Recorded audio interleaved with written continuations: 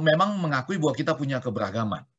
Ya, itu seakan-akan sudah sesuatu yang kita anggap darah daging kita, NKRI harga mati, Pancasila dan lain-lain. Tapi kalau kita lihat isi media baru dan media sosial kita, itu tidak ada sama sekali.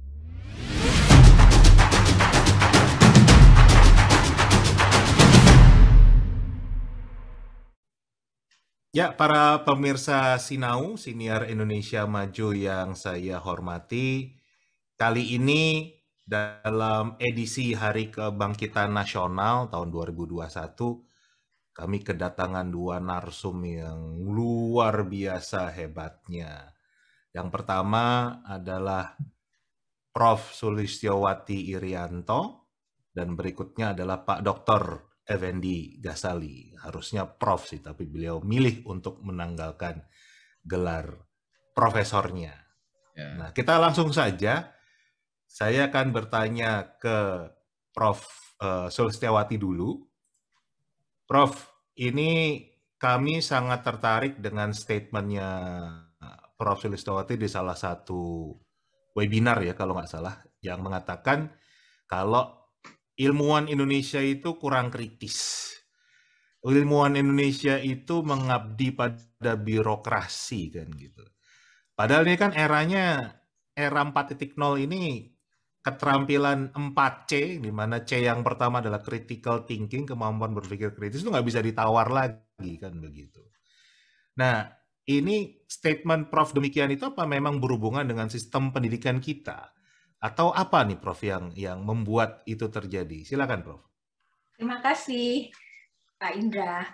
Benar sekali ya bahwa sistem pendidikan itu sangat berpengaruh untuk menghasilkan ilmuwan seperti apa. Kalau saya boleh secara cepat saja menjelaskan, ada berbagai hal.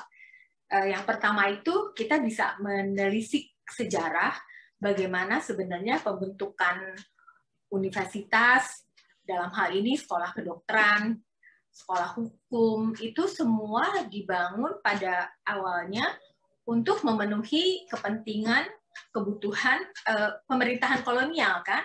Jadi sekolah kedokteran sebelum menjadi Fakultas Hukum UI hari ini misalnya itu melalui tahap-tahap di mana di awalnya 1849 adalah hanya semacam kursus juru kesehatan karena waktu itu merebak cacar ya. Kemudian berkembang sampai akhirnya jadi Stovia dan jadi sekolah kedokterannya sekarang.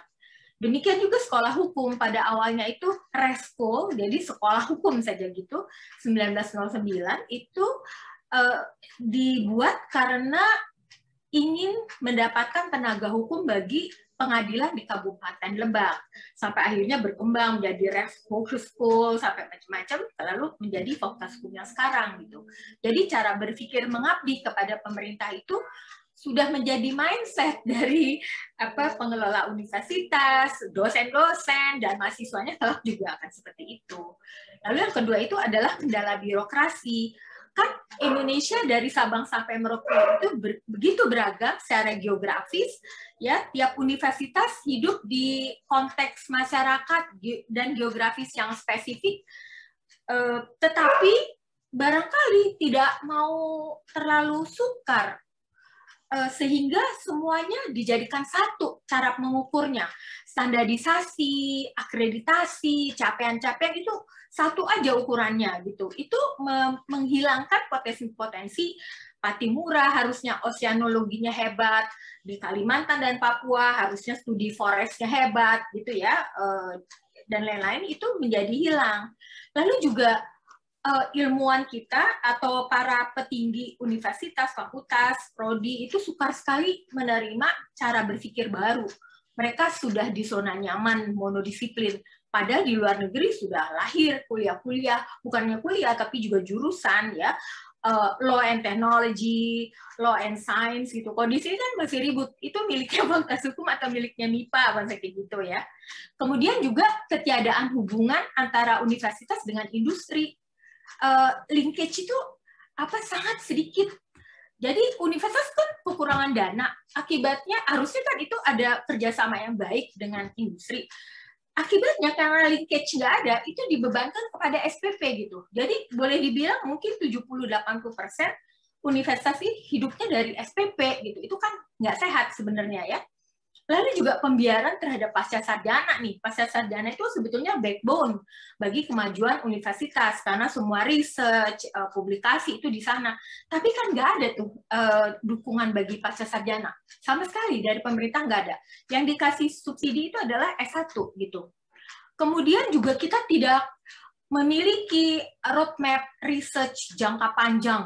Jangka panjang yang benar-benar panjang, 50 tahun ke depan gitu nggak ada. Kita jadi kebingungan setiap kali ada sesuatu yang semua orang bikin researchnya sendiri-sendiri yang nggak terkoneksi satu sama lain. Nah, tata kelola keuangan juga begitu, sangat birokratis sehingga rektor, dekan itu kesulitan, harus melahirkan kreativitas tapi uangnya terkendala aturannya gitu. Itu juga sesuatu yang sangat menghambat ya. Nah, juga yang saya kira penting ya, universitas itu mendapat intake dari murid-murid di jenjang-jenjang pendidikan sebelumnya. Hari ini kita melihat setelah otonomi daerah terutama ya, dan itu dinyatakan oleh banyak survei, barangkali Bang Effendi juga melakukannya itu ya, survei penelitian yang menunjukkan bahwa anak-anak kita hari ini kehilangan karakter Indonesianya, menjadi begitu intoleran, menjadi begitu mudah menggunakan kata-kata kasar, kotor ya, yang tidak pantas di media sosial. Itu sama sekali bukan orang Indonesia gitu. Mengapa itu terjadi? Dan itu dibuktikan oleh survei-survei itu, mereka mendapatkan semua itu dari gurunya justru. Lalu juga kekerasan seksual dialami oleh anak-anak sekolah itu, bahkan pelakunya juga adalah gurunya yang harusnya menjadi pelindung dia gitu. Lalu juga saya heran mengapa mereka itu lebih diwajibkan untuk misalnya memakai pakaian tertentu gitu. Itu diwajibkan bahkan oleh wali kota, oleh pemerintah daerah, dan guru-guru harus mengikuti itu. Padahal yang dibutuhkan Indonesia adalah, pertama, kita itu di ranking dunia, misalnya oleh survei PISA ya, sebagai negara dengan murid yang paling bodoh di dunia gitu. Itu kan yang dibutuhkan bukan soal seragam, tapi soal kualitas guru, kualitas pengajaran, kayak gitu kan. Lalu juga karakter itu tidak dibangun menjadi orang yang toleran, yang respect pada orang lain, yang lebih mementingkan kejujuran. Buktinya kan ranking korupsi kita juga selalu paling buruk gitu ya. Nah, semacam itu. Jadi universitas harus menerima intake yang semacam itu gitu. Nah, itu sih persoalan-persoalan yang menurut saya di dunia pendidikan kita, sehingga melahirkan ya banyak ilmuwan yang bagus, yang dihormati karena track record-nya di masyarakat ya. Tapi pada umumnya itu tidak begitu. Mereka lebih mementingkan gimana caranya naik pangkat ya, dengan cara curang pun, nanti Bang Fendi mungkin bisa jelaskan lebih jauh ya. Itu dilakukan gitu ya. Itu sungguh kesedihan gitu. Apakah pemerintah memberi perhatian yang memadai bahwa harus diberesin ini sistem pendidikan, universitas, pendidikan di bawahnya gitu ya. Dan juga apakah segala kebijakan di negeri ini disandarkan pada hasil-hasil research, apakah scientific thinking itu menjadi yang utama. Kalau itu semua jawabannya tidak, ya kita akan menjadi bangsa yang seperti apa ke depan. Itu sih yang saya khawatirkan. Ya, menarik Prof. Jadi saya garis bawahi satu hal, sepertinya kita kan mengagung-agungkan keberagaman. Tapi dari Prof sampaikan tadi, sepertinya pendidikan kita justru mengarah ke seragaman. Ya kan, semuanya disamakan caranya ini. Jadi ya justru keberagamannya itu nggak muncul. Ya kan? Dan tadi kalau Prof juga mengatakan ciri atau identitas bangsa Indonesianya sering tidak muncul dalam pendidikan kita, ini terlihat juga Prof dalam peta jalan pendidikan yang dibuat oleh Kemendikbudristek nih. Nggak ada cita rasa Indonesia sama sekali karena ternyata yang buat adalah konsultan asing kan begitu. Oh. Nah, sekarang saya mau beralih ke Dr. Effendi Ghazali Ya, ini. Mau dengar ya, pandangan beliau nih. ya. Silakan, Pak Ya, Dokter.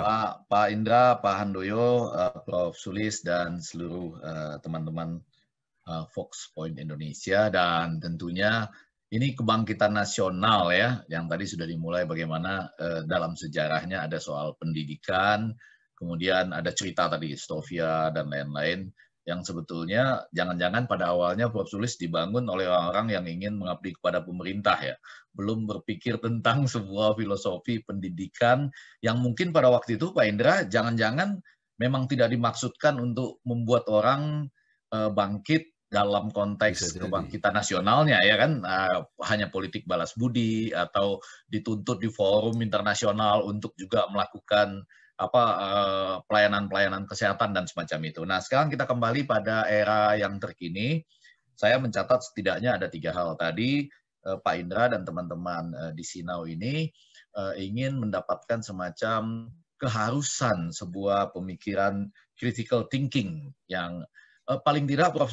rasa critical thinking di sini berarti adalah satu, tidak terus-menerus saja merasa apa yang sedang terjadi ini adalah sebuah kemajuan IT, kemajuan media baru ya, di mana orang bisa berkomunikasi ketika ada orang yang followernya banyak, orang yang endorsernya banyak, lalu ikut rame-rame bersama, bukan itu.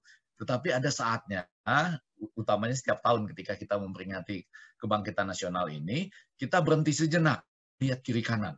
Dengan pandangan kritikal kita udah sampai di mana nih? Apakah semua ini memang layak kita sebut sebagai sebuah kemajuan ya, dengan aneka ranking lah yang kadang-kadang seperti terlihat membanggakan Prof. Sulis ya, tapi kemudian kalau kita sedikit tercengang, sedikit kontemplasi begitu ya, sedikit retreat ke belakang, tentu seperti itu. Nah, yang kedua, dalam minggu ini saya terima kasih juga agak nyambung nih dengan Bapak Presiden Joko Widodo yang meminta kita kembali membangun adab di media baru.